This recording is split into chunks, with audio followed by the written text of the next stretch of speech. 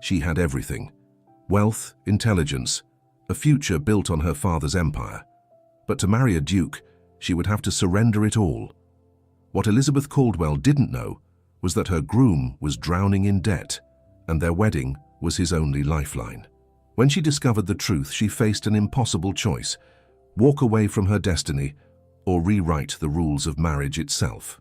Before we begin, if stories of courage and unexpected love move you, please subscribe to this channel and leave a like. It truly helps us continue bringing these tales to life, and I would love to know, where in the world are you listening from tonight? Leave a comment below. Now let us step into Elizabeth's world, where a fortune could buy a title, but only the heart could choose freedom. The grand marble hall of the Caldwell mansion stood silent as Elizabeth Caldwell set down her pen beside the open contract. Tall windows cast the cold afternoon light across lines that decreed the fate of her entire inheritance. By the agreement, upon marrying His Grace, Duke Robert Ashford, the entire empire built by her late father, textile mills, merchant fleet, port warehouses, investments, would pass into the exclusive control of her husband. There would be no co-administration, no safeguards, only surrender.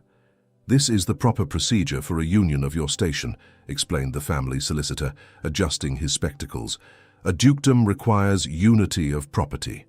Elizabeth's mother, Mrs. Caldwell, elegant and imposing in her dark gown, nodded with a satisfied smile. "It is tradition, my dear. Women of position entrust their assets to their husbands. This is how the world functions." Elizabeth raised her gaze. The weight of the pearls inherited from her grandmother pressed against her throat like an iron collar. Traditional or not, this arrangement reeked of erasure. "I should like to read everything carefully," she said, with gentle firmness. "My father always taught me that no one should sign anything without understanding every line." A murmur of discomfort rippled through the assembled uncles and cousins. An heiress questioning contracts? Inconvenient, strange, dangerous. "Highly unnecessary," muttered her uncle. Elizabeth gathered the papers with tranquil movements. "Highly prudent," she replied, keeping her voice sweet, "especially when it involves everything my father built." As she walked from the hall, she felt every eye upon her back. But one gaze remained burning into her skin: Robert's, the Duke, who watched her from a distance. There was something beyond aristocratic calculation in his look, a silent interest, an unspoken question.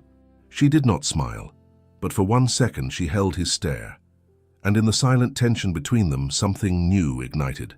That evening, in her chambers, Elizabeth spread the pages across her writing desk. Each clause confirmed the same truth.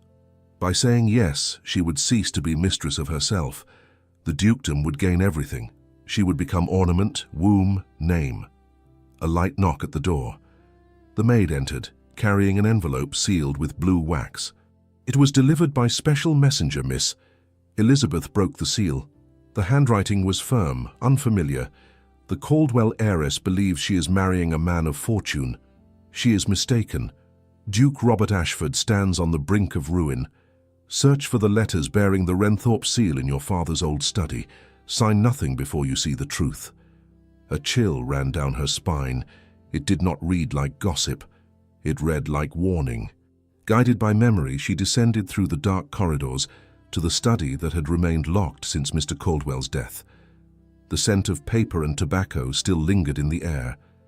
In the drawers, she found a bundle of letters marked with the Renthorpe crest. She read. Her hands trembled. Robert was not merely a nobleman in difficulties.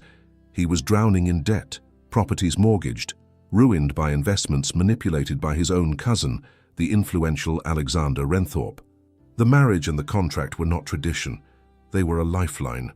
Elizabeth leaned back in her father's chair, feeling the weight of two opposing truths: revulsion at the manipulation and the image of Robert's gaze that morning, balanced between pride and weariness. It was not simple, not entirely villainous. Still, the wound of deception burned deep. By morning, Mrs. Caldwell found her daughter in the study, surrounded by open letters. "You knew," Elizabeth said without preamble. A heavy silence. Then her mother sighed, weary. "His Grace's situation is delicate but temporary. The marriage unites his name with our fortune. You become a duchess. He, stable. It is an advantageous exchange for all. All, mother? Elizabeth's eyes blazed, furious.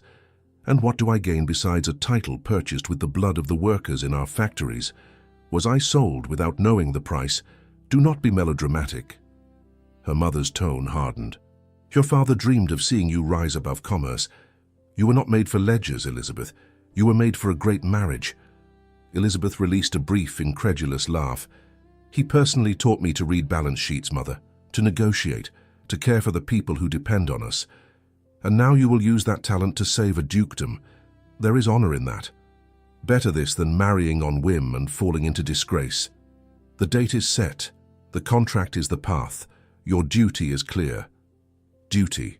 The word fell like chains. Elizabeth felt her chest tighten, but she did not lower her eyes.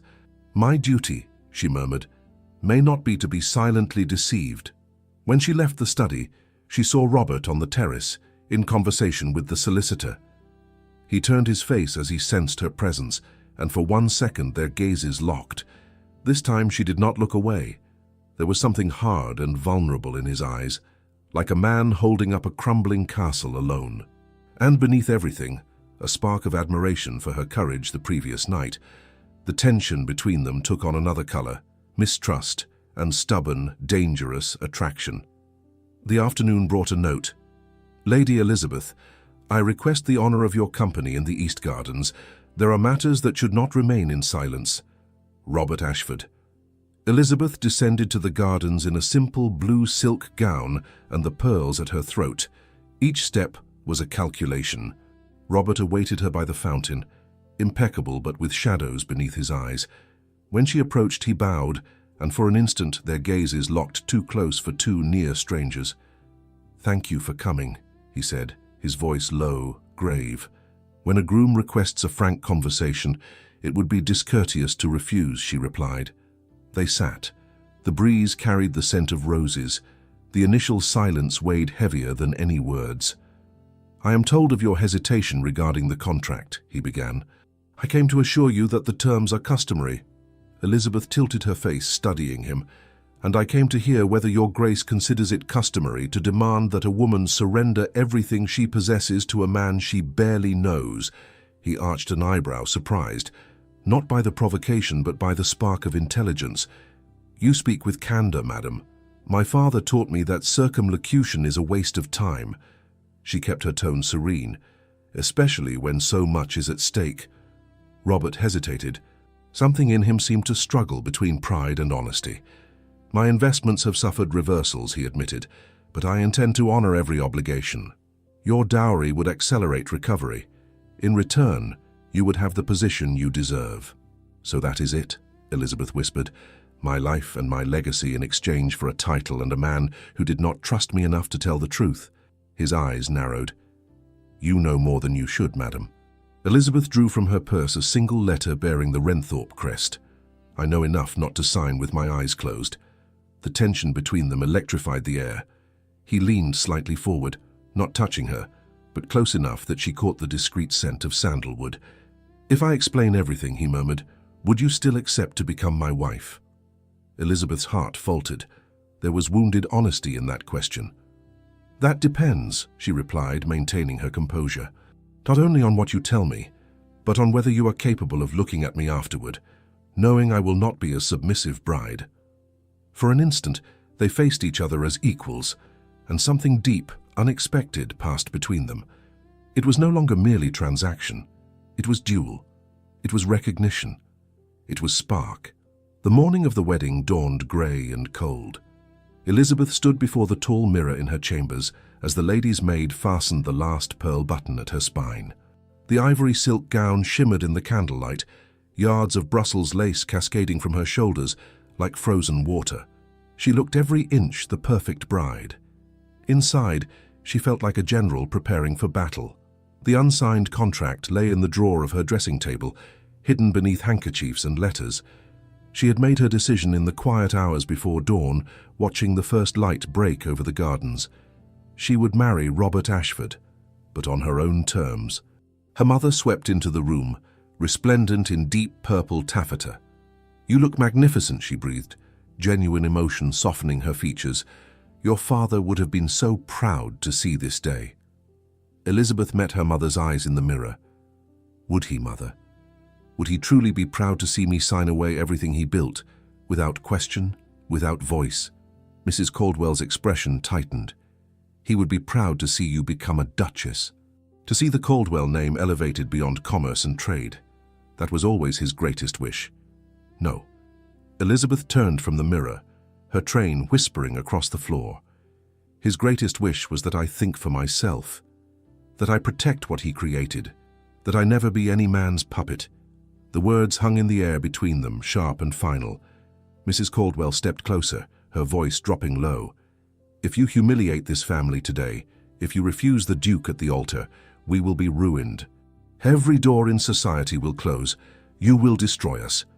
"I have no intention of refusing him," Elizabeth said quietly, "but neither will I surrender blindly."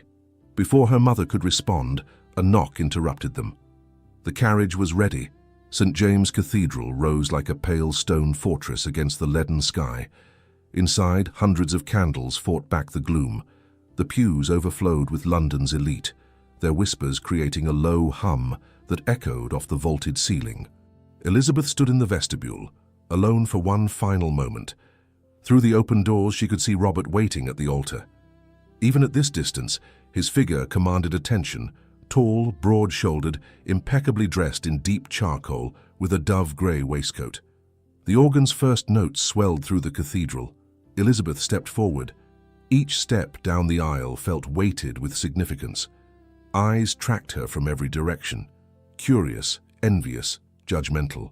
She kept her gaze fixed ahead, on the man who would become her husband, the man who needed her fortune to save himself. As she drew closer, Robert turned to face her fully. Their eyes met. In that moment, Elizabeth saw past the aristocratic mask. She saw exhaustion barely concealed. She saw pride warring with desperation. She saw a man who had been cornered by circumstances and was reaching for the only lifeline available. But she also saw something else, something that made her breath catch. He was looking at her not as a solution to his problems, but as a woman. There was appreciation in his gaze, appreciation for her courage, perhaps, or for the intelligence that had uncovered his secrets. And beneath that, carefully banked but unmistakable, was attraction. Elizabeth reached the altar. Robert extended his hand. She placed hers in his and felt the slight tremor in his fingers. He was not as calm as he appeared. The Archbishop's voice rolled over them, ancient words binding them together before God and witnesses. Elizabeth heard herself respond at the appropriate moments, her voice steady despite the racing of her heart. When Robert spoke his vows, his eyes never left hers. "With all my worldly goods I thee endow," he said, and Elizabeth nearly laughed at the bitter irony. What worldly goods? She was endowing him. Yet when he slipped the gold band onto her finger, his touch was unexpectedly gentle.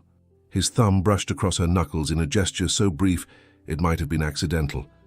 But the warmth that shot up her arm was anything but imaginary. "You may kiss your bride." Robert hesitated for the space of a heartbeat.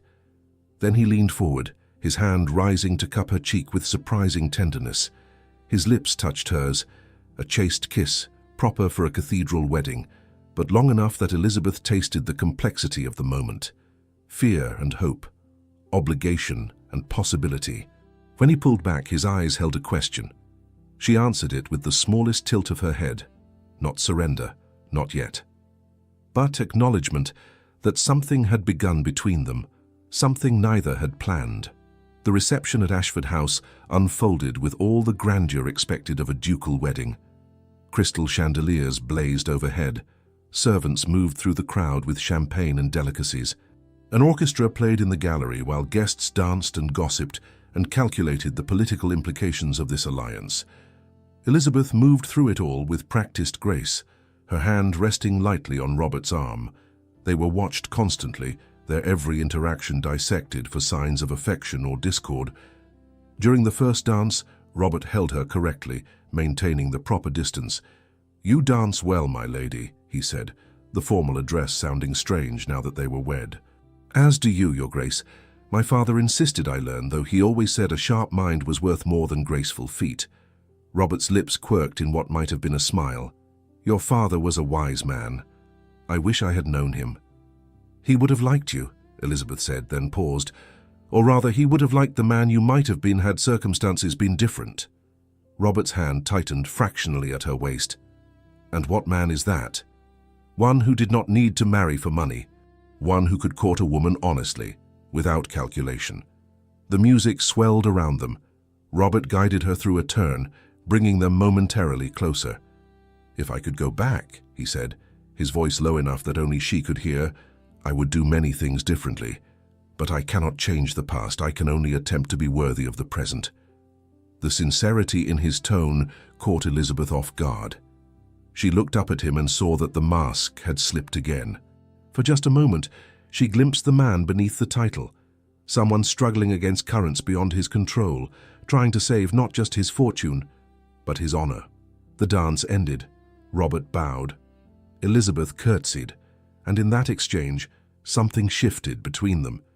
The anger she had carried since discovering his deception did not disappear, but it no longer burned quite so hot. As the evening progressed, she observed him with new eyes.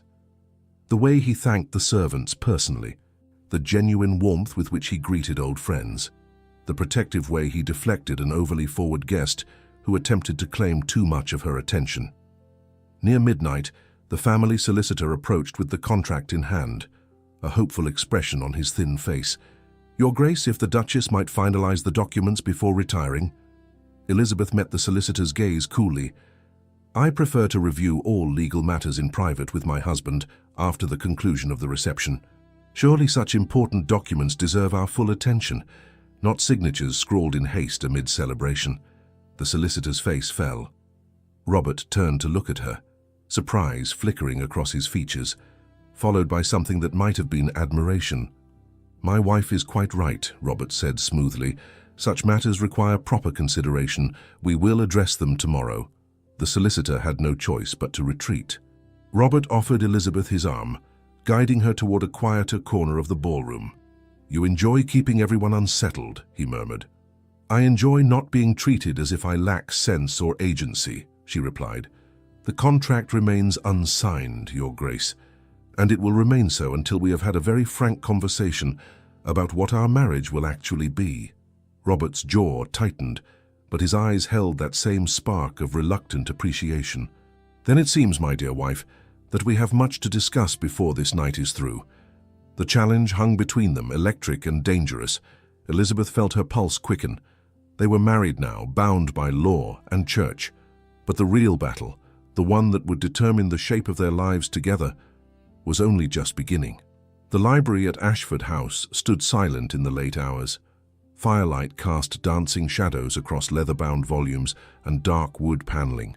Elizabeth stood by the window, still in her wedding gown, watching the last carriages depart down the lamplit drive. Behind her, she heard Robert enter and close the door. The soft click of the lock seemed unnaturally loud in the quiet. She did not turn immediately. Her reflection in the dark glass showed a woman poised on the edge of something irrevocable. The pearls at her throat caught the firelight. Her father's pearls, her inheritance, her choice. You wish to discuss the contract, Robert said. His voice was carefully neutral, but she detected the undercurrent of tension. Elizabeth turned to face him. He had removed his jacket and cravat, the collar of his shirt open at the throat. It was the first time she had seen him less than perfectly formal, and the intimacy of it struck her unexpectedly. I wish to discuss our marriage, she corrected. The contract is merely a symbol of a much larger question. Robert moved to the sideboard and poured 2 glasses of brandy. He offered one to her. She accepted, their fingers brushing in the exchange. That same spark of awareness from the altar returned, stronger now in the privacy of the shadowed room. He gestured to the chairs by the fire. They sat, not quite facing each other, the small table between them both barrier and bridge. You know about the debts, Robert said flatly. It was not a question. I know everything. Elizabeth sipped the brandy, feeling it burn pleasantly down her throat. The Renthorpe manipulations, the mortgages, the investments that were not investments at all, but carefully disguised theft. I know you are drowning, Your Grace, and that I am meant to be your rescue. Robert's jaw tightened. A muscle jumped beneath his skin. And yet you married me regardless. I married you because I am not a fool. She set down her glass with deliberate care. Breaking the engagement would have destroyed my family socially. It would have ruined the workers who depend on Caldwell Industries for their livelihoods. It would have accomplished nothing except satisfying my pride. Then what is this? He gestured toward the unsigned contract still in its leather folder on the desk. What game are you playing? No game. Elizabeth met his eyes steadily. I am simply refusing to play by rules that were designed to erase me. The fire crackled in the silence that followed. Robert leaned forward, elbows on his knees, studying her with an intensity that made her skin warm. You are unlike any woman I have ever encountered. That is not an answer to my question. Will you negotiate with me in good faith, or will you insist on the terms that reduce me to property? Robert stood abruptly, pacing to the window she had just vacated. His shoulders were rigid with tension. You ask me to surrender pride, tradition, the very structure of how marriages are conducted in our world. I ask you to see me as a partner, not a purse. Elizabeth rose as well, her gown rustling softly. She moved closer, drawn by something she could not entirely name. I ask you to build something new with me, something honest. He turned. They stood only a few feet apart now, close enough that she could see the storm of emotions in his eyes. Anger, yes. Wounded pride.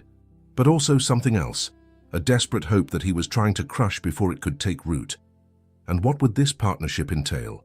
Equal voice in the management of the Caldwell holdings, a percentage of profits allocated to restore Ashford lands and pay your debts with a clear timeline, joint decisions on major expenditures. She paused. And mutual respect, always. You would tie my hands at every turn. I would prevent you from making the same mistakes that led to this disaster. Her voice softened slightly. Robert, I am not your enemy, but neither will I be your salvation if it means my own destruction. The use of his Christian name hung between them, intimate and daring. Robert drew in a sharp breath. You presume much, madam. I presume nothing. I offer a choice. She took one step closer. Sign my contract, and you gain a true ally. Insist on yours, and you gain a resentful wife who will find ways to protect what is hers, regardless of what the law says. He laughed then, a short, bitter sound. You would defy me, openly if necessary, but I would much prefer to work with you. The firelight painted gold across the planes of his face. Elizabeth found herself noticing details she had not allowed herself to see before. The strength in his hands, the intelligence in his dark eyes, the way his shirt, open at the collar, revealed the hollow of his throat where his pulse beat visibly fast. He was afraid. Not of her, but of the precipice they both stood on. The fear made him human in a way his title never could. Show me, he said finally. Show me this contract of yours. Elizabeth retrieved the documents from her reticule. She had carried them with her all day, knowing this moment would come. She spread them on the desk and Robert leaned over to read. She watched his face as he processed each clause, saw the moment he realized she had been thorough, fair even, protecting his dignity, while refusing to erase her own agency. The terms were not punitive. They were balanced. When he straightened, he looked at her with new eyes. You wrote this yourself, with the help of a very discreet solicitor in Manchester who understands that the world is changing. She moved to stand beside him at the desk, whether society approves or not. Robert's hand rested on the desk near hers. She could feel the heat of him through the small space between them. If I sign this, he said slowly, every man in London will say you have unmanned me, that I am ruled by my wife, and if I sign yours, every woman who hears of it will know I surrendered everything for a title. She turned her head to look at him directly. Which of us should care more about gossip than about truth? For a long moment, he simply looked at her. Then, unexpectedly, his hand moved to cover hers where it rested on the desk. The touch was warm, deliberate, sending awareness racing up her arm. You are remarkable, he said quietly. Terrifying and remarkable. Elizabeth did not pull away. I am practical, and I am tired of pretending that intelligence in a woman is somehow unwomanly. His thumb moved slightly, tracing across her knuckles in a caress so light she might have imagined it. But the intensity in his eyes told her it was entirely intentional. "If we do this," he said, "if we forge this partnership you speak of, it will not be easy. There will be opposition from every quarter. I know. My cousin will see it as weakness to exploit. I know. Society will condemn us both." She turned her hand beneath his, their palms meeting, fingers intertwining. "I know," she repeated, "but we will be stronger together than apart. That is what partnership means." Robert's other hand rose to her face, his fingertips barely grazing her cheek. The touch was tentative, questioning. Elizabeth's breath caught. The air between them felt charged, dangerous. "You should understand something," he said, his voice dropping low. "I may be signing your contract, but I am not a man who accepts defeat gracefully. I will push back. I will argue. I will—" "Good," Elizabeth interrupted. "I do not want a docile husband any more than you want a submissive wife." His eyes darkened. For a heartbeat, she thought he might kiss her again. Truly kiss her this time, not the chaste brush of lips they had shared at the altar. She could see the want in his face, the war between desire and restraint. But instead, he stepped back, breaking the spell. He picked up the pen, dipped it in ink, and with 3 strong strokes signed his name to her contract. Elizabeth released a breath she had not known she was holding. Robert set down the pen and looked at her. "So it begins," he said. "So it begins," she echoed. And in the firelit library, with unsigned traditions scattered at their feet and a new agreement drying on the desk, they stood as equals for the first time. The attraction between them hummed like a plucked string, but neither moved to act on it. Not yet. There was too much still unsaid, too much trust yet to be built. But the foundation had been laid, and both of them felt, with a certainty that was both thrilling and unsettling, that something profound had just shifted between them. Something that would change everything. The first weeks of their marriage unfolded in a rhythm neither had anticipated. Elizabeth took up residence in the Duchess's chambers at Ashford House, a suite of rooms that connected to Robert's through a shared sitting room. The door between them remained closed at night, but during the day it stood open, a silent acknowledgement of their working partnership. Each morning they met in the library after breakfast. Account books spread across the vast mahogany desk. Letters from estate managers, bank statements, investment reports. Elizabeth brought her methodical mind to bear on the Ashford finances, while Robert contributed his knowledge of land management and aristocratic connections. He watched her work with a fascination he tried to conceal. The way she worried her lower lip when concentrating, how she tucked an errant curl behind her ear, only to have it escape again moments later. The decisive scratch of her pen when she found an error or opportunity. "This investment in the railway consortium," she said one morning, tapping a document. "It is sound. The returns will be steady if we can negotiate better terms. The other investors will resist any changes." Robert leaned over her shoulder to examine the figures. "They believe a woman has no place in such discussions. Then you will present the terms as your own." Elizabeth tilted her face up toward him, and suddenly he was aware of how close they stood. Close enough to catch the faint scent of lavender in her hair, close enough to see the flecks of gold in her grey eyes. "I have no need for public credit. Only results. You would allow me to take credit for your work? I would allow us to succeed." "Is that not the same thing?" Robert found himself smiling, a real smile, unguarded. She had a way of cutting through pretense that both unsettled and exhilarated him. "You are unlike anyone I have ever known," he said, not for the first time. "You have mentioned that before, Your Grace." "Robert," he said it quietly but firmly, "when we are alone, you should call me Robert. We are partners, are we not?" Elizabeth's eyes widened slightly. The intimacy of first names, even between husband and wife, was not customary so early in a marriage. But then, nothing about their arrangement was customary. "Very well. Robert." She tested the name on her tongue, and he felt an unexpected warmth at hearing it. "Then you must call me Elizabeth." "Elizabeth." He let the syllables linger. It suited her, strong and elegant at once. Their fingers brushed as she passed him a ledger, and neither pulled away immediately. The contact lasted only seconds, but the awareness it sparked remained. That afternoon, Elizabeth ventured into the parts of Ashford House she had not yet explored. The East Wing held the older family quarters. Many closed up to save on heating costs. Dust cloths covered furniture that had once been magnificent. Portrait after portrait lined the walls, generations of Ashford staring down with varying degrees of severity. She found Robert in what had been his father's study, sorting through papers. This was his favorite room, Robert said without turning. He sensed her presence before she spoke. He would spend hours here, managing the estates, before everything began to fall apart. Elizabeth moved closer, studying a portrait of a stern-looking man above the mantel. "Your father?" "Yes." Robert's voice held complicated emotions. He was a good man, but not a cautious one. He trusted where he should have questioned, including trusting Alexander Renthorpe. She placed a hand lightly on his arm.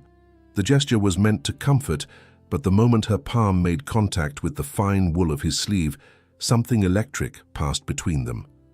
Robert looked down at her hand, then up to her face. "I will help you reclaim what was lost," she said softly. "Not just the money or the lands, the honor." His hand rose to cover hers where it rested on his arm. "Why? After everything, after the deception, why do you care? Because honor matters. Because the people who work these lands deserve better than neglect and ruin." She paused. "And because I begin to believe that beneath the desperate duke who proposed a calculated marriage, there is a good man worth saving." Robert's throat worked as he swallowed. His eyes darkened with something intense and unguarded. "Elizabeth—" A sharp knock interrupted whatever he might have said. The butler entered with word that visitors had arrived. Duty called them back to their public roles. But as they walked together down the corridor, Robert caught her hand briefly in his, squeezing gently before releasing it. A private communication, seen by no one but felt profoundly by both. The visitors were neighbors come to pay respects to the new Duchess. Elizabeth played her part with grace, serving tea and making conversation about local matters. She noticed how carefully the women studied her, looking for signs of either subservience or unseemly dominance over her husband. She gave them neither. When Robert spoke, she listened attentively. When she offered opinions on local charity work, he deferred to her knowledge. They moved around each other like dancers learning a new pattern, occasionally clumsy, but increasingly synchronized. After the guests departed, Robert found her in the conservatory, a glass-walled room filled with plants his mother had loved. Elizabeth stood before a rose bush heavy with late autumn blooms. "You handled Lady Pemberton beautifully," he said. "She is the worst gossip in 3 counties, and you gave her nothing to report except that the Duke and Duchess appear well suited." "Are we?" Elizabeth turned to face him. "Well suited?" Robert stepped closer, drawn by the way the afternoon light caught in her hair and painted her skin luminous. "I begin to think we might be." The air between them felt thick with things unsaid. Elizabeth's pulse quickened as Robert raised his hand, slowly, giving her every chance to step away. When she did not, his fingertips brushed along her jaw, tilting her face up toward his. "We should return to the ledgers," she whispered, but made no move to leave. "We should," he agreed, equally motionless. His thumb traced across her lower lip, the touch feather-light but devastating. His eyes asked a question his mouth had not yet formed. Elizabeth answered by swaying forward, closing the space between them by mere inches.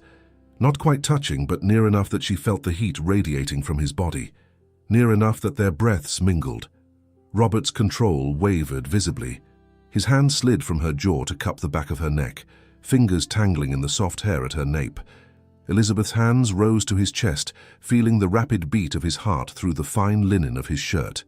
"If we continue," he said roughly, his forehead nearly touching hers, "there will be no going back to mere partnership. Perhaps I no longer want mere partnership."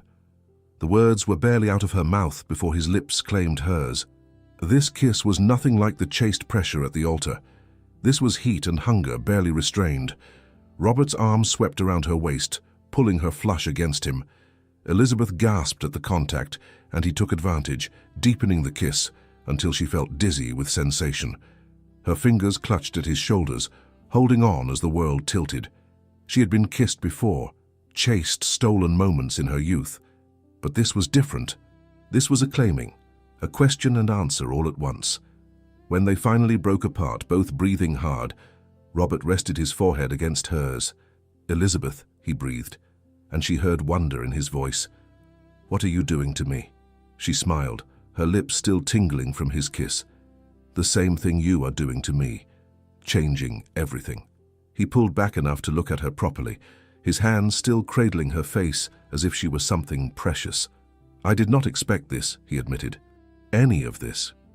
"Neither did I. But perhaps the best things are the ones we never planned." For a long moment, they simply stood there, holding each other in the fading light of the conservatory. The scent of roses surrounded them. Outside, the wind picked up, rustling through the bare tree branches. Winter was coming, but inside these walls, something new and warm had taken root. Robert kissed her again, softer this time, lingering. When he pulled away, his eyes held a promise. "Come," he said, taking her hand properly in his. "Let us return to those ledgers. The sooner we restore Ashford, the sooner we can build the life we both want." Elizabeth laced her fingers through his, feeling the rightness of the gesture. "Together," she said. "Together," he echoed. And hand in hand, they walked back into the library where their partnership had begun, both aware that it had just transformed into something far more profound. 3 months into their marriage, Ashford House had transformed. The east wing reopened, fires burning in previously cold hearths. New servants joined the staff, many of them workers from Caldwell factories whose families had fallen on hard times. Elizabeth believed in caring for those who had built her father's fortune, and Robert discovered he admired that fierce loyalty. The changes went deeper than repairs and staffing. The house itself seemed to breathe differently, as if it sensed the shift in its master and mistress. Elizabeth woke one morning to find Robert already gone from his chambers. They had not yet shared a bed. Propriety and their own careful dance around desire kept that final barrier in place. But each night, that door between their rooms remained slightly ajar. A silent invitation, not yet accepted, but acknowledged. She found him in the stables, speaking with the head groom about a mare ready to foal. He wore riding clothes, his hair slightly tousled by the wind. When he saw her approaching, his face lit with a smile that made her heart skip. "Good morning, wife." "Good morning, husband." She had grown comfortable with these endearments, the way they sounded both formal and intimate at once. "I thought you might like company on your ride." His eyebrows rose in surprise. "You ride? You know remarkably little about me still, considering we have been married 3 months. Robert moved closer, catching her hand and raising it briefly to his lips. "Then I should endeavor to learn more. Every day something new surprises me about you." The groom prepared a gentle mare for Elizabeth, and soon they were riding across the Ashford lands. The late winter sun broke through clouds, painting the frost-touched fields in gold and silver, their breath misted in the cold air. Elizabeth rode well, with confidence and grace. Robert found himself watching her more than the path ahead, the way she sat her horse, the color the cold brought to her cheeks, the joy that lit her face as they cantered across an open meadow. They paused at the crest of a hill overlooking the estate. Below, smoke rose from cottage chimneys. Workers moved through fields, preparing for spring planting. Everything looked peaceful, prosperous. "This is what I have been fighting for," Robert said quietly. "Not just the house or the title, but this. People living well on land that has sustained families for generations." Elizabeth guided her horse closer to his, their legs nearly touching. "And we will preserve it, together." He reached across the space between them, his gloved hand finding hers. They sat like that for a long moment, connected, surveying what they were building. The ride back was slower, more contemplative. They talked about everything and nothing. Her childhood memories of visiting northern mills with her father, his boyhood adventures in these very woods. Shared histories, creating new threads of connection. As they approached the stables, Robert dismounted and moved to help Elizabeth down. His hands spanned her waist, strong and sure, but instead of setting her immediately on her feet, he held her suspended for a heartbeat, their faces level. Elizabeth's hands rested on his shoulders for balance, or perhaps for something else entirely. "Robert," she breathed. His grip tightened fractionally. Then, with visible restraint, he lowered her gently to the ground. But he did not step away. His hands remained at her waist, and hers stayed on his shoulders. The stable-yard was not private. Grooms moved nearby tending horses, but in that moment they might have been entirely alone. "Tonight," Robert said, his voice low and rough, "will you dine with me? Not in the formal dining room, in my chambers, just the two of us." Elizabeth's pulse jumped. An invitation to his private rooms carried significant meaning. It was not quite a proposition, but neither was it innocent. She met his eyes steadily. Yes. That single word hung between them, weighted with promise. The day passed in a state of anticipation. Elizabeth found concentration difficult as she reviewed factory reports. Her mind kept drifting to the evening ahead, to what it might mean, to the way Robert had looked at her in the stable-yard. She chose her evening dress with care, a gown of deep burgundy silk that brought out the color in her complexion. Simpler than her usual dinner attire, but elegant. Her maid arranged her hair in soft curls, leaving her neck bare except for a thin gold chain. When she knocked on Robert's door at the appointed hour, her heart hammered against her ribs. He opened it himself, no servant in sight. He had changed as well into evening clothes, but without the formal stiffness of full dress. His cravat was tied more loosely. His jacket fit him perfectly, emphasizing his broad shoulders. "You look beautiful," he said simply. "As do you. Handsome, I mean." He smiled at her flustered correction and offered his arm. She took it, and he led her into his private sitting room. A small table had been set before the fire. Candles cast warm light across crystal and silver. It was intimate without being overwhelming, carefully planned to put her at ease. Robert held her chair, his fingers grazing her bare shoulders as she sat. That brief touch sent warmth cascading down her spine. The meal was excellent, but Elizabeth barely tasted it. She was too aware of Robert across from her, of the way his eyes tracked her every movement, of the charged atmosphere that seemed to thicken with each passing moment. They talked, their conversation flowing easily as it always did now, but underneath the words ran a current of something else. Desire, certainly, but also tenderness, respect, genuine affection that had grown from their unlikely partnership. After the servants cleared the dishes and departed, Robert poured brandy for them both. Instead of returning to his seat, he settled beside her on the small sofa near the fire. "Elizabeth," he said, then paused as if gathering courage. "These months with you have been unexpected in every way. For me as well." He set down his glass and took her hand, cradling it between both of his. "I want you to know that I have come to care for you deeply, not as a solution to my problems, not as a duchess or a partner in business, though you are extraordinary at both, but as a woman, as my wife, in the truest sense." Elizabeth's breath caught. Her free hand rose to touch his face, her fingers tracing the strong line of his jaw. "I care for you too," she whispered, "more than I thought possible when we began this arrangement." Robert turned his head, pressing a kiss into her palm. The gesture was achingly tender. "I know we have been cautious, and rightly so. But Elizabeth," he broke off, his eyes searching hers. She understood what he was asking, what he was offering. The final step into true marriage, into complete intimacy. "Yes," she said softly. "Yes, Robert." His intake of breath was sharp. Then his hand cupped her face, drawing her toward him. Their lips met in a kiss that started gentle but quickly deepened.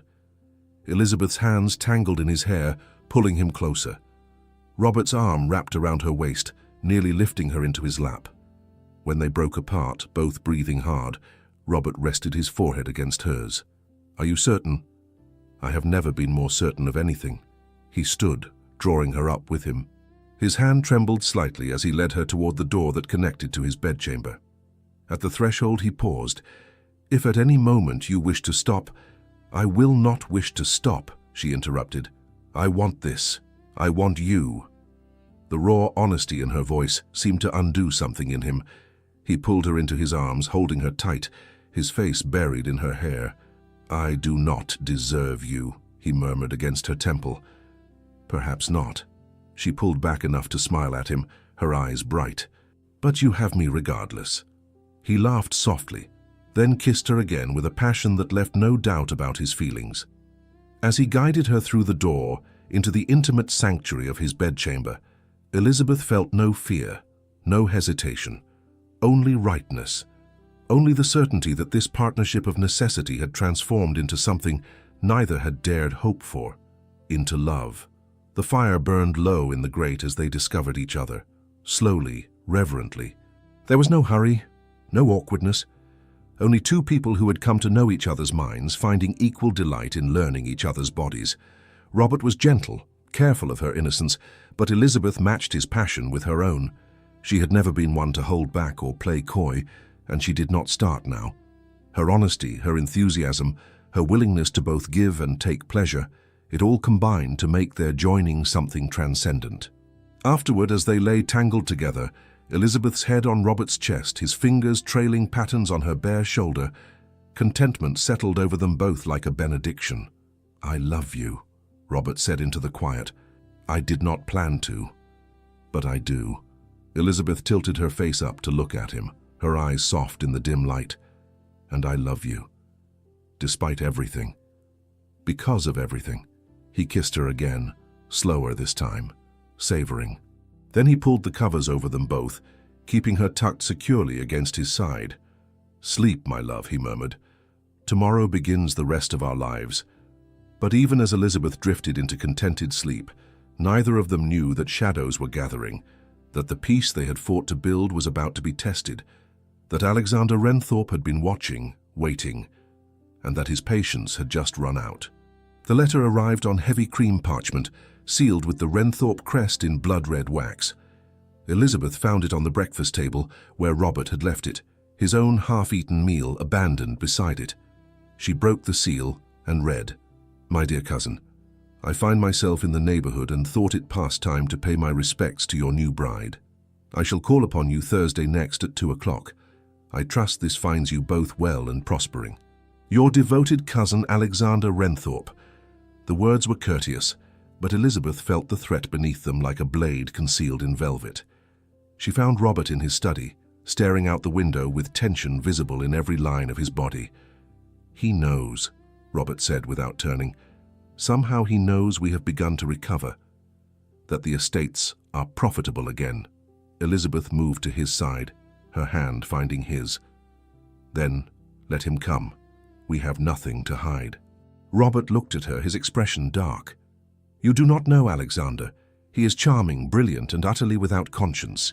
He will study you for weakness, and when he finds it, he will strike. Then he will find none." Elizabeth's voice was steel wrapped in silk. "We are prepared, Robert. The accounts are in order, the estates secure, and I am not some delicate flower to be intimidated by a man who ruins others for sport." Robert's hand came up to cup her face, his thumb tracing her cheekbone. "You are magnificent, do you know that?" She turned her head to press a kiss into his palm. "I am protected by a very good husband. That makes courage easier."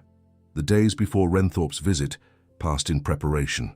Elizabeth quietly gathered documents, correspondence, bank records, evidence of manipulated investments. She had learned early from her father that knowledge was the best weapon in any negotiation. At night, in the sanctuary of their shared bed, Robert held her close, drawing strength from her presence. Their intimacy had grown deeper, more natural. Elizabeth had discovered that she loved the quiet moments as much as the passionate ones. The way Robert would trace idle patterns on her skin as they talked in the darkness, the warmth of waking wrapped in his arms, the casual touches that said more than words ever could. Thursday arrived cold and grey. Elizabeth dressed with care in a gown of deep blue that matched her eyes, her mother's pearls at her throat. Not as decoration, but as armor. Reminders of who she was and what she protected. When the butler announced Mr. Renthorpe at precisely 2 o'clock, Elizabeth stood beside Robert in the drawing room, a united front. Alexander Renthorpe was handsome in a way that felt calculated, golden-haired, elegant, with a smile that never quite reached his pale eyes. He bowed over Elizabeth's hand with exaggerated courtesy. "Your Grace, what a pleasure to finally meet the remarkable woman who has captured my cousin's heart. The Tun speaks of little else but the brilliant Duchess Ashford." His tone suggested he found the notion of her brilliance amusing rather than impressive. "Mr. Renthorpe," Elizabeth retrieved her hand smoothly. How kind of you to call. I have heard much about you. All good, I trust? His smile widened, showing perfect teeth. Factual, she replied, her own smile equally false. A flash of something dangerous crossed his face, quickly masked. Robert had been right. This man was a predator, and he was measuring them both for weakness. Tea was served with painful civility. Renthorpe made conversation about London gossip, mutual acquaintances, the latest parliamentary debates. All the while, his eyes moved around the room, noting the restored furnishings, the new draperies, the signs of revived prosperity. The house looks remarkably improved, he observed. One might almost forget the dire straits of just 6 months ago.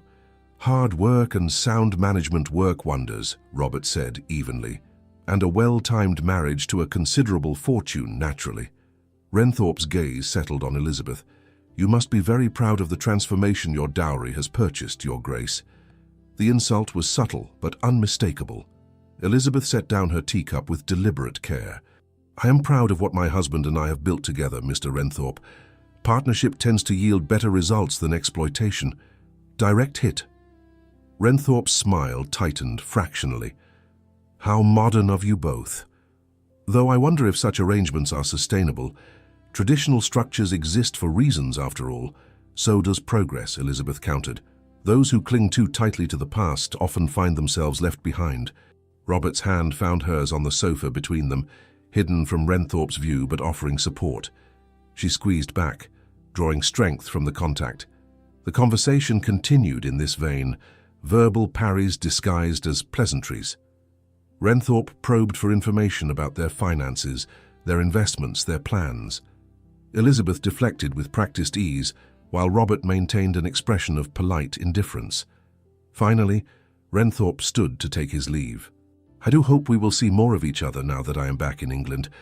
Family is so important, particularly in challenging times. Indeed, Robert said, rising as well, though I find my times considerably less challenging than they once were. How fortunate. Renthorpe's eyes glittered with something cold. Fortune can be such a fickle thing, can it not? Here one moment, gone the next. The threat was no longer veiled. Elizabeth stood as well, moving to Robert's side. Only when one builds on unstable foundations, Mr. Renthorpe. My husband and I prefer to invest in things with lasting value. Honor, for instance, honest dealing. Those tend to endure. For a long moment, Renthorpe stared at her. Then he laughed, the sound utterly without warmth. You have found yourself quite the champion, cousin. I almost regret, but no. One should never regret pursuing one's interests. He bowed and departed, leaving a chill in the room despite the fire burning brightly. The moment the front door closed, Robert pulled Elizabeth into his arms, holding her tight. You were brilliant. Absolutely brilliant. She wrapped her arms around his waist, pressing her face against his chest, hearing the rapid beat of his heart. He will strike soon. You know that. I know. But we are ready. That night, they made love with an intensity born of awareness that their peace might be short-lived. Robert's hands mapped every curve of her body, as if memorizing her. Elizabeth gave herself completely, holding nothing back, letting her passion speak what words could not fully express. Afterward, as they lay tangled together, Robert's fingers combing through her unbound hair, he spoke into the darkness. Whatever happens, whatever he tries, I want you to know that you are the best thing that has ever happened to me. This marriage that began as necessity has become my greatest blessing. Elizabeth raised herself on one elbow to look down at him, her hand resting over his heart. And you have become mine. We will face whatever comes, Robert. Together. He pulled her down for a kiss, deep and claiming, then settled her against his side where she fit as if made to be there. Sleep came slowly for both of them. Outside, the wind picked up, rattling the windows. Storm weather approaching. But inside, wrapped in each other's arms, they found warmth and courage enough to face whatever dawn would bring. 3 days later, the scandal sheet arrived. Robert found it first, left anonymously on the hall table. His face went ashen as he read, and Elizabeth knew with sinking certainty that Renthorpe had made his move. What is it? Robert handed her the paper wordlessly. The headline screamed in bold type, Duke's fortune built on fraud.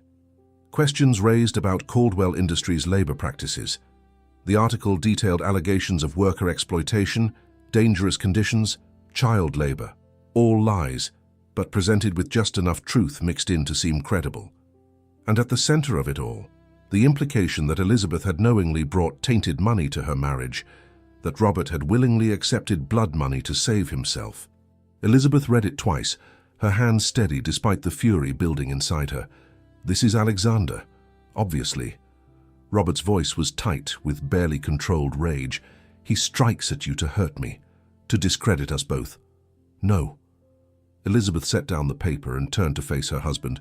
He strikes at me because he fears me, because he knows that I am the one who sees through him. She moved to the writing desk and pulled out the file she had been compiling, months of careful documentation. Come, she said, we have work to do. Robert looked at her, this woman who had become his partner in every sense, and felt something shift inside him. Not just love, though that ran deep, but recognition. He had married her for her fortune and found instead a warrior. What do you need from me? Elizabeth smiled, sharp and determined. Everything we have, because we are going to destroy him before he destroys us. And as they bent over the documents together, hands occasionally brushing, united in purpose and passion, Alexander Renthorpe's carefully laid trap began to look less like victory and more like the mistake that would end him. Chapter 7. Counterstrike. Elizabeth spent the next 2 days as she had spent countless hours in her father's offices, methodically building a case that would stand against any scrutiny. Robert worked beside her, contributing his knowledge of aristocratic connections and the intricate web of debts and obligations that bound London society together. They barely slept. Meals were taken at the desk, cold and forgotten. But neither complained. They were hunting and their prey had finally revealed himself. On the third morning, Elizabeth set down her pen and leaned back in her chair. I have it. Robert looked up from the letter he had been composing. His eyes were shadowed with exhaustion, but they sharpened with interest. Show me. She spread the documents across the desk in careful order. Alexander Renthorpe has been running a systematic fraud for at least 5 years. He approaches noblemen in financial distress, men like you, and offers investment advice. But the investments are designed to fail. He profits on both ends, taking fees for advice while betting against his own clients through shell companies. Robert studied the papers, his expression growing darker. These names, half the peers in England are on this list. Exactly, which means half the peers in England have reason to see him brought down if they knew the truth. But proving it, I can prove it. Elizabeth pulled forward a thick ledger. This is a copy of his true accounts, obtained from a very discreet clerk in Manchester who has reason to resent Mr. Renthorpe's treatment of his sister. Every fraudulent transaction documented. Every false company traced back to him. Robert stared at her with something like awe. How did you... I made certain inquiries before we married. She met his gaze steadily. I needed to understand the full scope of what he had done to you. To us. He came around the desk and pulled her to her feet, framing her face with his hands. You have been planning this since the beginning. I have been protecting what is ours since the beginning. There is a difference. He kissed her, deep and grateful and loving. What do we do now? Now, Elizabeth said, a dangerous smile playing at her lips. We invite Alexander to tea, and we give him a choice. The invitation was delivered by private messenger. Renthorpe arrived the following afternoon with his usual confident swagger, but Elizabeth noticed the tightness around his eyes, the careful way he surveyed the room. He was not as certain as he pretended. Cousin. What a pleasant surprise. Robert's tone was cordial, offering no hint of what was to come. Please sit. Renthorpe settled into the offered chair, accepting tea from Elizabeth with a smile that held the edge of mockery. I confess myself curious about this invitation. Given the unfortunate publicity of late, I thought you might be otherwise occupied. The scandal sheet.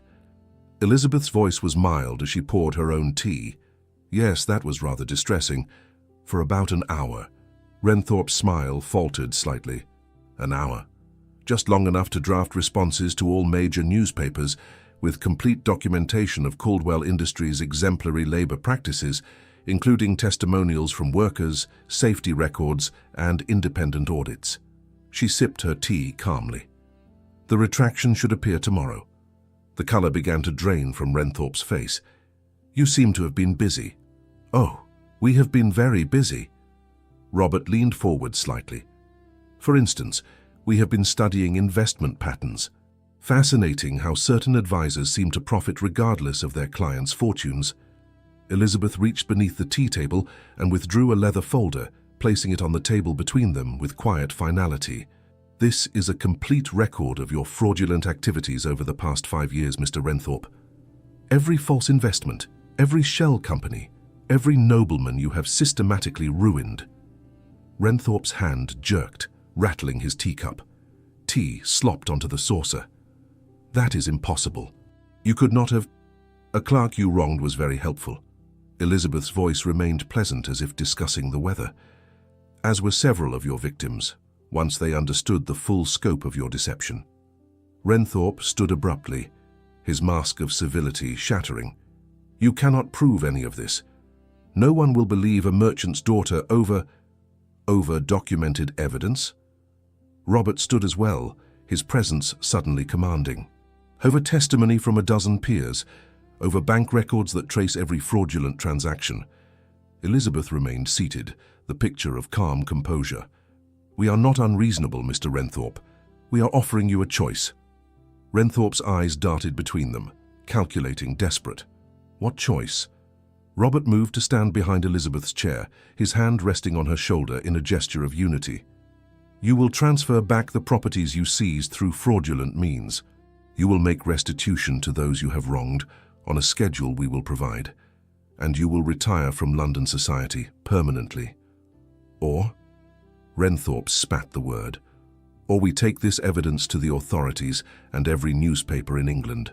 Elizabeth's eyes were cold as winter, and you will discover that scandal sheets work both ways. This is extortion. This is justice. Robert's voice was hard. You destroyed good men and their families for profit. You nearly destroyed me. You attempted to destroy my wife. This is mercy, Alexander, though you do not deserve it. The silence that followed was thick with tension. Renthorpe's face cycled through rage, calculation, and finally, defeated recognition. How long do I have to decide? Until tomorrow noon. Elizabeth stood gracefully. After that, the evidence goes public. Choose wisely, Mr. Renthorpe. For once in your miserable life, choose wisely. Renthorpe left without another word, his usual swagger replaced by the hunched posture of a beaten man.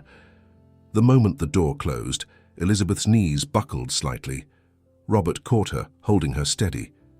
It is done, he murmured into her hair. You did it. We did it. She turned in his arms, looking up at him with eyes bright with unshed tears. Relief, exhaustion, triumph, all mixed together. We protected what we built. He kissed her forehead, her cheeks, finally her mouth. Soft kisses, reverent, celebrating their victory and their partnership. That night they made love slowly, tenderly. Each touch was a claim, each kiss a promise. Robert worshipped her body with hands that trembled slightly with emotion. Elizabeth opened herself to him completely, holding nothing back, giving everything. You are my heart, Robert whispered against her skin as they moved together. My partner, my love. I would be nothing without you. Elizabeth arched beneath him, her hands tangling in his hair, pulling him closer. And you are mine, always mine. Their joining was both passionate and profound, a physical expression of the unbreakable bond they had forged through crisis and courage. When they finally lay spent and satisfied in each other's arms, Elizabeth felt a peace she had never known. Do you think he will accept the terms? She asked quietly. Robert's fingers traced lazy patterns on her bare shoulder. He has no choice. You have destroyed him as thoroughly as he tried to destroy us. The difference is we offered mercy. Elizabeth nestled closer, her head on his chest, listening to the steady beat of his heart. My father used to say that true power is not in crushing your enemies, but in leaving them alive to remember why they should never have made you their enemy. Your father was a wise man. Robert pressed a kiss to the top of her head. And his daughter, is even wiser. They drifted toward sleep, secure in each other and in what they had accomplished. Tomorrow would bring Renthorpe's answer, but tonight they had each other, and that was everything. The next morning, Renthorpe's solicitor arrived with signed agreements accepting every term. The transfer of properties would begin immediately. Restitution would be made on schedule. Alexander Renthorpe would leave England within the month, bound for his family's estates in Scotland, effectively exiled from society. Elizabeth read the documents carefully, then handed them to Robert. "It is done," she said simply. Robert pulled her into his arms, holding her close. Around them, Ashford House hummed with life, servants at their duties, fires burning bright, the sound of laughter drifting from the kitchens where cook prepared dinner. Everything they had fought for, everything they had built together, was secure. "Thank you," Robert said quietly, "for saving me, for saving all of this." Elizabeth pulled back enough to look at him, her hand coming up to cup his face. "You saved yourself the moment you chose to trust me, the moment you signed my contract instead of demanding I sign yours. That is when everything changed." He turned his head to kiss her palm, his eyes never leaving hers. "No, my love. Everything changed the moment you walked down that aisle. I just did not know it yet." She smiled, that radiant smile that never failed to make his heart skip. "Then we saved each other. Is that not better?" "Always better," he agreed, and kissed her thoroughly, right there in the library where their partnership had been forged and their love had grown. Outside, spring was beginning to touch the land. New growth, new life, new possibilities stretching before them. And inside Ashford House, the Duke and Duchess stood together, united, victorious, and deeply, completely in love. Spring transformed Ashford into something from a painting. Apple blossoms drifted like snow across the orchards. The fields burst green with new crops. In the gardens, Elizabeth had begun restoring. Roses climbed trellises, while lavender perfumed the air. 6 months had passed since Renthorpe's exile. 6 months of peace, prosperity, and a love that grew deeper with each passing day. Elizabeth stood in the morning room, reviewing correspondence from the Caldwell factories. Production had increased. Wages had risen. The workers' housing she had insisted on building was nearly complete. Everything her father had built was thriving under her careful stewardship and Robert's support. She did not hear him approach, but suddenly his arms wrapped around her waist from behind, his chin resting on her shoulder. "Good morning, wife." She leaned back against him, smiling. "Good morning, husband. You are awake early." I woke and found myself alone. His lips brushed the sensitive spot below her ear, making her shiver. "A circumstance I find increasingly disagreeable." Elizabeth turned in his arms, looping her hands behind his neck. "Perhaps I should endeavor to stay abed longer. Perhaps you should." His eyes darkened with desire. "In fact, I insist upon it." He kissed her thoroughly, unhurried, as if they had all the time in the world. Which, Elizabeth thought with contentment, they did. Their physical relationship had evolved into something extraordinary. The initial passion had not dimmed, but had deepened into intimacy that was both comfortable and intensely exciting. They knew each other's bodies now, knew what touches pleased, what words inflamed. Robert could make her gasp with the lightest brush of his fingers. Elizabeth could reduce him to trembling need with nothing but a look. But it was the small moments Elizabeth treasured most. The way he reached for her hand at the breakfast table, how he sought her opinion before any major decision, the habit he had developed of reading aloud to her in the evenings while she did needlework, their feet touching companionably. Later that morning, they rode out to inspect the tenant farms. It had become their custom to visit regularly, ensuring the families had what they needed. Elizabeth had insisted on it, and Robert had discovered he enjoyed knowing his people, understanding their struggles and triumphs. At the Blackwell farm, Mrs. Blackwell welcomed them with her new baby, a healthy boy born just 3 weeks earlier. "He is beautiful," Elizabeth said, cradling the infant with surprising ease. "What is his name?" "Robert Caldwell." "Blackwell," Mrs. Blackwell said shyly. "After his grace, and your father, your grace, for all you have done for us." Elizabeth felt tears prick her eyes.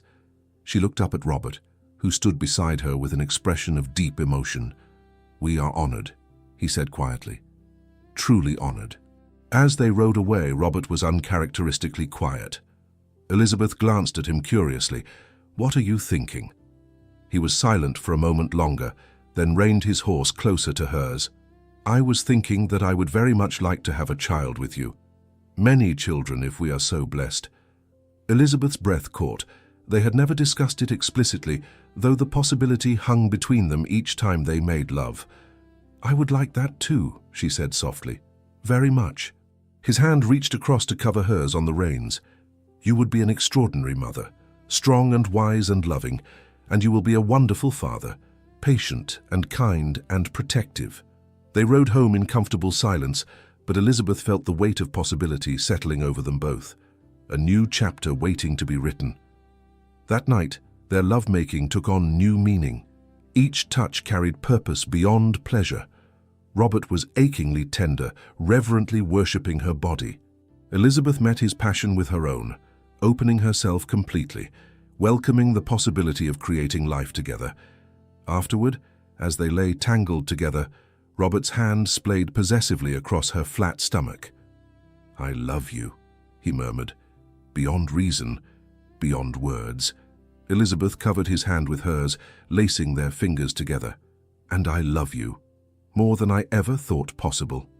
He kissed her shoulder, her neck, the curve of her jaw. She turned into his embrace and they made love again, slower this time, savoring every sensation. The weeks that followed were perhaps the happiest of Elizabeth's life. The weather remained fine, the estates flourished, and the love between her and Robert seemed to deepen with each passing day. They hosted a dinner party for local gentry, their first since defeating Renthorpe. Elizabeth moved through the event with grace, the perfect duchess, while Robert watched her with barely concealed pride and desire. More than once, their eyes met across the crowded dining room, and the heat in his gaze made her cheeks flush. When the last guest finally departed near midnight, Robert locked the door and immediately pulled her into his arms. "I have been wanting to do this all evening," he growled against her mouth. Elizabeth laughed breathlessly as he kissed down her throat. Robert, the servants, have retired for the evening. He was already working at the buttons of her gown. "We have the house to ourselves. Here, in the drawing room?" "Why not?" His hands slid inside her loosened bodice, making her gasp. "I own this house, and I want my wife. Now." The urgency in his voice ignited her own desire. She pulled at his cravat, his jacket, desperate to feel his skin against hers. They shed clothes in a trail across the Turkish carpet, caring nothing for propriety, drunk on passion and privacy and love. They made love on the sofa before the dying fire, intense and immediate. Elizabeth's cries of pleasure echoed off the high ceilings. Robert buried his face in her hair, breathing her name like a prayer as he found his own release. Later, wrapped in his discarded jacket, Elizabeth rested against his bare chest while he traced idle patterns on her skin. "I cannot imagine my life without you," he said quietly. "This house, these lands, all of it would be meaningless if you were not here to share it." Elizabeth tilted her face up to kiss his jaw. "Then it is fortunate that I have no intention of going anywhere. Promise me." His arms tightened around her. "Promise you will always be mine. Always," she whispered. "In this life, and whatever comes after. Always yours." He captured her mouth in a kiss that was both tender and possessive, sealing the vow they had just made. A week later, Elizabeth missed her courses. She said nothing at first, afraid to hope, but when another week passed with the same result, accompanied by morning queasiness and an unusual sensitivity to smells, she could no longer deny the possibility. She was with child, Robert's child. The knowledge filled her with joy so profound it frightened her. She had never imagined herself capable of such complete happiness. Everything she had fought for, her independence, her fortune, her right to be heard, had led her here, to this man, to this life, to this miracle growing inside her. She waited until evening, when they were alone in their chambers, to tell him. Robert sat in his shirt sleeves by the fire, reading correspondence. Elizabeth moved to stand before him, taking the papers from his hands. "I have something to tell you." He looked up, immediately attentive to the tremor in her voice. "What is it?" Are you well? Elizabeth took his hands, placing them on her still flat stomach. I am more than well. We are. Understanding dawned in his eyes. His hands spread wider, pressing gently. Elizabeth, are you certain? She nodded, tears spilling over despite her smile. I believe so. It is early yet, but all the signs. He surged to his feet, lifting her clear off the ground and spinning her once before setting her carefully down, as if she were made of spun glass. A child, he breathed, his own eyes suspiciously bright. Our child. Yes. She cupped his face, thumbs brushing away the single tear that escaped. Are you pleased? Pleased? He laughed, the sound breaking with emotion. Elizabeth, I cannot find words. You have given me everything. Your fortune, yes, but so much more. Your trust, your partnership, your love, and now this. He knelt before her, pressing his forehead to her stomach, his arms wrapping gently around her hips. Elizabeth's hands cradled his head, her own tears falling freely now. Thank you, he whispered. Thank you for choosing me, for saving me, for loving me. She pulled him back to his feet and into her arms. You saved yourself, she said fiercely. You chose to trust me, to see me as an equal. That is what made everything else possible. They held each other for a long time, rocking gently, overwhelmed by the magnitude of what was to come. That night, Robert made love to her with exquisite tenderness, as if she was something infinitely precious. And as Elizabeth surrendered to pleasure in her husband's arms, she reflected on the strange and wonderful path that had brought her here. She had been raised to be a dutiful daughter, groomed to marry well and surrender everything to her husband's control. Instead, she had fought for her right to exist as a whole person, and in doing so, she had found not just partnership, but love, not just security, but passion, not just a title, but a true home. And now, growing inside her, was the future they would build together. A future where daughters could be strong and sons could be gentle, where partnership mattered more than power, where love was built on respect and equality, not subjugation. It was not the life she had been promised, it was so much better. Summer settled over Ashford with golden warmth. Elizabeth's pregnancy advanced into its 5th month, her condition now visible beneath the flowing gowns she favored. She moved with the same grace as always, though Robert had become almost comically protective. No, you cannot ride out to inspect the North Fields. Elizabeth looked up from the estate map spread across the library desk, amusement dancing in her eyes. Robert, I am with child not made of porcelain. You are carrying my child, our child, and I will not risk. She rose and crossed to where he stood, taking his face between her hands. I love you for your concern, but I am strong, the baby is healthy, and sitting idle will drive me to madness. Now, will you accompany me on a gentle ride, or must I go alone? He groaned, knowing when he was defeated. Gentle. You promise? I promise. They rode out together, taking the easy paths through the summer lush grounds. Elizabeth had indeed slowed her pace, but her mind remained as sharp as ever. She discussed investments, reviewed tenant concerns, planned expansions to the worker housing at the Caldwell Mills. Robert listened, contributed ideas, marveled at how she balanced everything with such ease. Pregnancy had not diminished her. If anything, it had given her a new radiance. She glowed with health and happiness, and he found himself falling deeper in love every day. At the crest of the hill overlooking the estate, they paused to rest the horses. Robert dismounted first, then carefully helped Elizabeth down, his hands lingering at her waist. She had changed so much from the wary woman who had walked down that aisle barely a year ago. The guardedness had given way to openness, the anger to peace. She smiled more readily now, laughed freely, touched him with casual affection that spoke of deep trust. What are you thinking? She asked, reading his expression. I am thinking that I am the most fortunate man alive. Elizabeth stepped into his embrace, resting her head against his chest. His arms wrapped around her gently, cradling her and their unborn child. We are both fortunate, she murmured, to have found each other, to have fought for this. They stood like that for a long moment, wrapped in each other and in the knowledge of how far they had come. That evening brought unexpected visitors. Lord and Lady Pemberton arrived unannounced, their carriage clattering up the drive just as dinner was being served. Robert and Elizabeth exchanged glances. Lady Pemberton was the worst gossip in the county, and unannounced visits were never innocent. They received their guests with polite warmth, offering refreshments and pleasantries. But Elizabeth saw the calculation in Lady Pemberton's eyes as she studied the obvious signs of pregnancy. "Your Grace, you are positively blooming," Lady Pemberton gushed. "Such happy news about the child. The entire county is abuzz with speculation about when the blessed event will occur." "Early winter," Elizabeth replied calmly. "We are very pleased, and how remarkable that you continue to manage the Caldwell interests during your condition." Lady Pemberton's tone suggested this was somehow scandalous. "Most ladies in your state would retire to quiet contemplation. I find that keeping my mind engaged keeps me healthy," Elizabeth said smoothly. "My physicians agree that moderate activity is beneficial." "How modern," Lady Pemberton sniffed. Robert's hand found Elizabeth's beneath the table, squeezing gently in support. "My wife's intelligence and capability are among her greatest assets," he said with quiet pride. "I would not ask her to pretend otherwise, regardless of her condition." Lady Pemberton's mouth pinched, but she could hardly argue with a duke's open support of his duchess.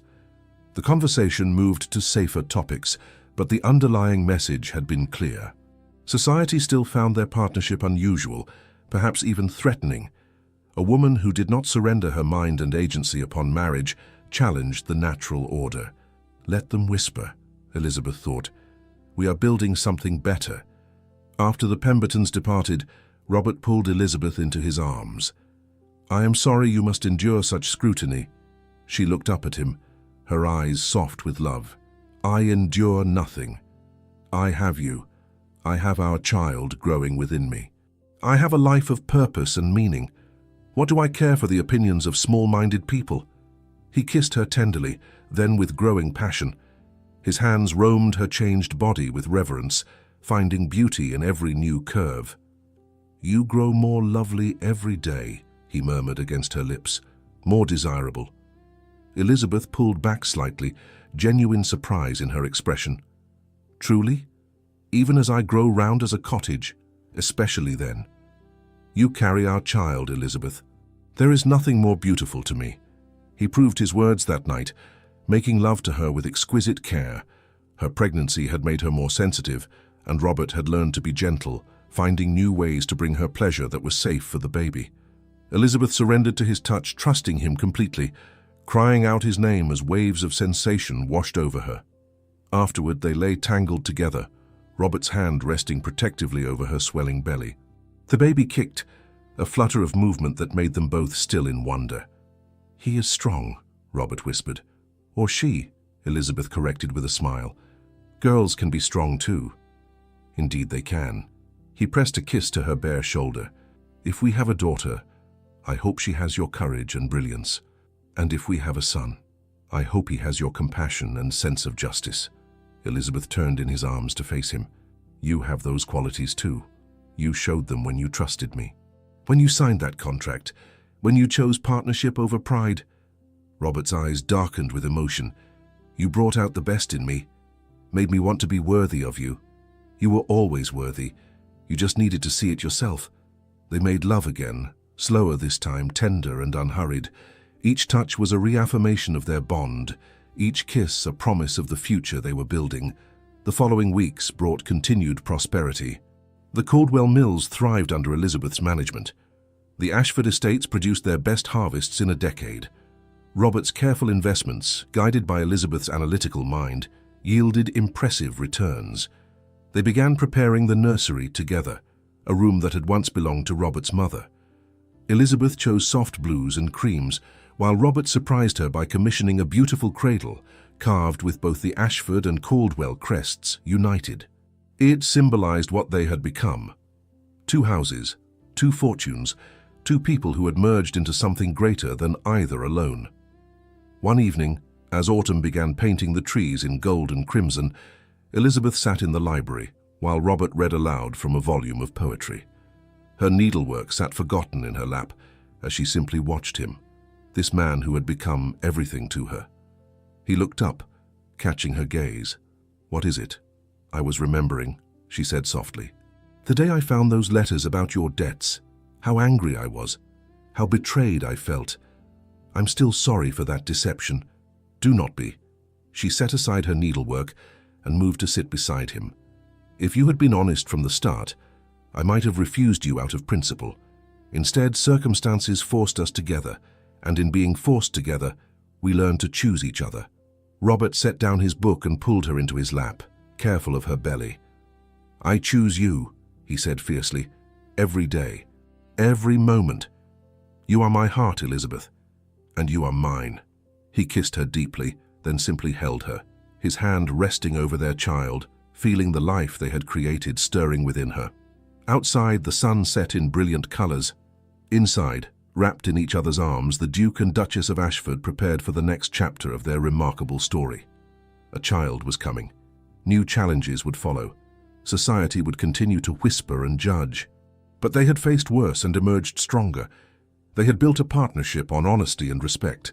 They had chosen love over convention, courage over compliance, and together there was nothing they could not face, nothing they could not overcome, nothing they could not build. Robert's lips found the sensitive spot below Elizabeth's ear, making her shiver with pleasure, even as her swollen belly pressed between them. "Take me to bed, husband," she whispered. "With pleasure, wife," he replied. And as he lifted her carefully in his arms and carried her toward their chambers, both of them smiled, secure in the knowledge that they had found something rare and precious. A marriage of true equals, a partnership of mind and heart and body. A love that would endure whatever storms might come, because it had been forged in the fire of adversity and emerged stronger for it. The future stretched before them, golden with promise, and they would face it as they had faced everything else. Together. Winter arrived with the first snow, blanketing Ashford in pristine white. Elizabeth stood at the window of the nursery, one hand resting on her heavily swollen belly, watching the flakes drift down like whispered blessings. Behind her, Robert entered quietly, wrapping his arms around her from behind, his hands covering hers over their child. "Any moment now," he murmured against her hair. "Any moment," she agreed, leaning back into his warmth. The midwife had been installed in the house for 3 days, waiting. Elizabeth felt ready, eager even to meet the child they had created, to hold in her arms the living proof of their love. "Are you frightened?" Robert asked. "No." She turned in his embrace to face him. "I have you. How could I be afraid?" He kissed her forehead, her nose, her lips with infinite tenderness. "You are the bravest person I have ever known." The labor began that night, as if the baby had been waiting for the perfect moment. Elizabeth bore the pain with characteristic strength, squeezing Robert's hand through each contraction. He refused to leave her side, despite the midwife's protests that it was not customary for husbands to be present. "I will not leave my wife," he said flatly, and that was the end of it. Hours passed in a blur of pain and effort, and Robert's steady presence. He wiped her brow, spoke encouragement, held her when she needed to be held. And when their daughter finally entered the world with a lusty cry, he wept openly. "A girl," the midwife announced, placing the squalling infant on Elizabeth's chest. "A healthy, perfect girl." Elizabeth looked down at her daughter through tears of joy and exhaustion. The baby had Robert's dark hair, and when she opened her eyes, Elizabeth's grey gaze. She was beautiful, perfect, everything. "Hello, little one," Elizabeth whispered. "We have been waiting for you." Robert's finger traced the tiny hand, which immediately grasped it with surprising strength. "She is magnificent," he breathed, "like her mother." They named her Catherine Grace Ashford, after both grandmothers, and from the moment she drew breath, she ruled the household with tiny fists and imperious cries that made her parents laugh through their exhausted delight. The weeks after Catherine's birth passed in a haze of wonder. Elizabeth had expected to love her child, but the fierce protectiveness and overwhelming tenderness surprised her. Every sound Catherine made, every expression that crossed her tiny face, was a revelation. Robert proved to be a devoted father. He could be found at all hours in the nursery, simply watching his daughter sleep, or walking the floors with her when she fussed. Society might whisper about a duke so openly besotted with his infant, but he cared nothing for their opinions. One evening, 3 months after Catherine's birth, Elizabeth found him in the nursery holding their sleeping daughter, his expression distant. "What troubles you?" she asked softly. Robert looked up, his eyes finding hers. "I was thinking about the contract, the one I tried to force you to sign." Elizabeth moved to sit beside him, her hand resting on his arm. That was another life, another man. Was it? He looked down at Catherine. "This child will inherit everything we have built. The Ashford title, the Caldwell fortune, all of it. And I find myself hoping, praying that she will have your courage, that she will never let anyone make her feel she must surrender who she is to be loved." Elizabeth's throat tightened with emotion. "She will have us to teach her, to show her that partnership is possible, that strength and femininity are not opposites, that love built on respect is stronger than any built on submission." Robert carefully placed Catherine in her cradle, then pulled Elizabeth into his arms. "I was a fool when I proposed to you, desperate and proud and blind to anything but my own needs. And I was angry and suspicious and determined not to be anyone's victim." She looked up at him. "But we learned, we grew. We became better together than we ever could have been apart." He kissed her, deep and lingering, the kiss of a man who had found his home in another person. "I love you," he said when they finally parted. "Beyond fortune, beyond titles, beyond everything the world values. You are my life, Elizabeth, and you are mine." Spring returned to Ashford, bringing with it new growth and new possibilities. Catherine grew from a tiny infant into a bright-eyed baby who smiled at her parents and reached for everything with curious hands. The estates continued to prosper. The Caldwell mills expanded into new markets. Robert had fully recovered from his cousin's depredations and now stood as one of the most respected voices in the House of Lords, often consulting with Elizabeth on matters of labor and industry. They had become what few aristocratic marriages achieved, true partners in every sense. Business decisions were made jointly, parenting responsibilities shared equally. Their love, tested by crisis and strengthened by choice, had matured into something unshakable. One evening, as summer painted the sky in brilliant colors, they sat together in the garden while Catherine played on a blanket between them. Robert held a letter, his expression thoughtful. "What is it?" Elizabeth asked.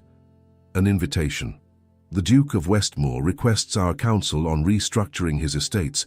He has heard about our methods and wishes to implement similar reforms." Elizabeth smiled. "They said we would be condemned for our modern ways. Instead, we are setting an example. Perhaps that is what courage does. It gives others permission to be brave." He reached across Catherine's blanket to take Elizabeth's hand. "None of this would exist without you.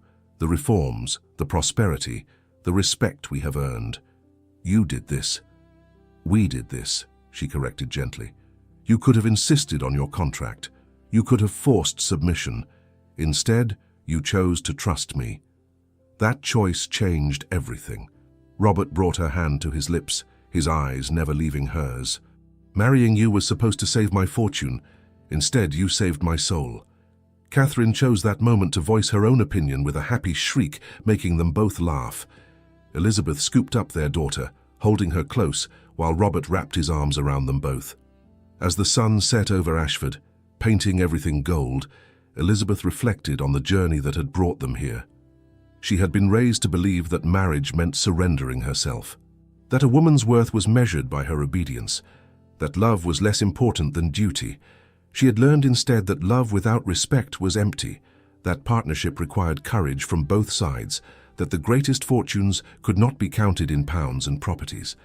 The real fortune was this: a man who saw her as an equal, a daughter who would grow up knowing she could be both strong and feminine, a life built on honesty and shared purpose. Catherine grabbed at her mother's necklace, those same pearls that had once felt like chains. Elizabeth caught her daughter's tiny hand, thinking of the grandfather who had warned them first, who had taught his daughter to think and fight and never surrender who she was. He would be proud, she thought, proud of what she had built, proud of the granddaughter who bore his name as part of her legacy.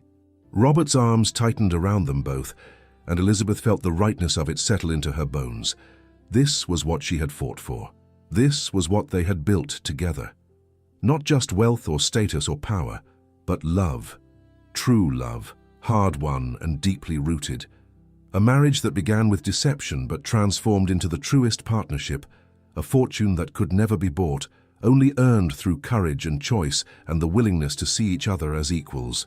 As stars began to appear in the darkening sky, the Duke and Duchess of Ashford carried their daughter inside, together as they would face everything else. Partners, equals, lovers. And in the years to come, as Catherine grew into a woman as fierce and brilliant as her mother, people would whisper about the unusual marriage of the Duke and Duchess, how she had refused to surrender her fortune or her mind, how he had chosen respect over dominance, how together they had built something revolutionary, disguised as a conventional aristocratic union. But Elizabeth and Robert would know the truth. They had not just built a fortune or saved an estate. They had built a love that transformed them both, and that, they both agreed, was the greatest achievement of all. A love that began with calculation but grew into choice, a partnership that started with necessity but became joy. A marriage that was supposed to save a dukedom but instead saved two souls who learned, against all odds and expectations, that the best things in life cannot be bought. They can only be built, together. And so Elizabeth Caldwell, the heiress who refused to be erased, found something more valuable than any fortune her father had left her. She found a partner who saw her not as property, but as an equal, a man who chose to grow rather than demand submission. Together they built not just wealth or status, but a love that transformed what marriage could mean. Sometimes the greatest courage is not in refusing what frightens us, but in demanding better than what tradition offers. Elizabeth did not reject marriage, she redefined it, and in doing so she discovered that true partnership, built on respect, honesty, and shared purpose, is the rarest treasure of all.